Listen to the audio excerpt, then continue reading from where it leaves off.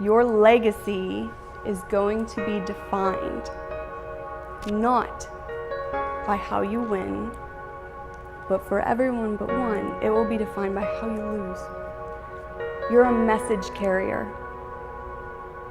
You're a message carrier. I truly believe God's plan is already laid out. He already knows.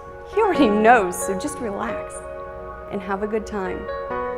But know that He knows exactly where you each will fall, and it's for a purpose. There is a message you're to bring to the world because of that.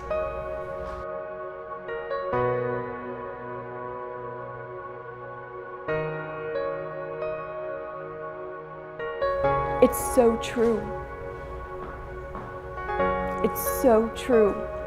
And you will define yourself as a queen, not here, but in what message you carry forth from this event, no matter where you place, no matter the outcome.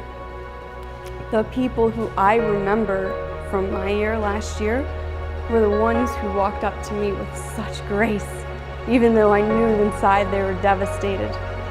And they sat next to me at Cahill's at that after party and didn't focus on that feeling they had in them.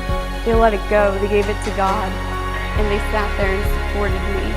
And in my mind, I was like, dang, judges might have got it wrong. Because that's a queen. Everyone remembers them. They remember them. Some are back, some are not. But they're queens, and you reign. And we all know that.